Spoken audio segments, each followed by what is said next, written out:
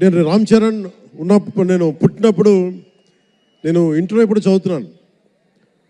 Inter చదువుతున్నప్పుడు నాకు అన్నయ్యకి అబ్బాయి పుట్టాడని చెప్తే ఇంట్లో నామకరణం చేశారు. నామకరణం చేసినప్పుడు మా నాన్నగారు పెట్టిన పేరు, మా ఇంట్లో అందరికీ ఆంజనేయ స్వామి పేరు రావాలి, మా ఇంటి దైవం అని. రామ్ చరణ్కి రాముడి చరణాల దగ్గర ఉండేవాడు ఎవడో హనుమంతులు, ఆంజనేయ స్వామి. నిత్యం బలం ఉండి కూడా వినయ విధేయతలతో ఉండే వ్యక్తి ఆంజనేయ స్వామి. అంటే ఎంత ఎదిగినా, ఎంత శక్తిమంతుడైనా, అడిమాది అష్టసిద్ధులున్నా తన శక్తి తను తెలియకుండా ఎదిగే కొద్దీ ఒదిగుండే ఆంజనేయ స్వామిలాగా ఇతనికి రామ్ చరణ్ అని పేరు పెట్టాలని చెప్పి మా నాన్నగారు ఆలోచన చేసి తనకి రామ్ చరణ్ అని పెట్టారు.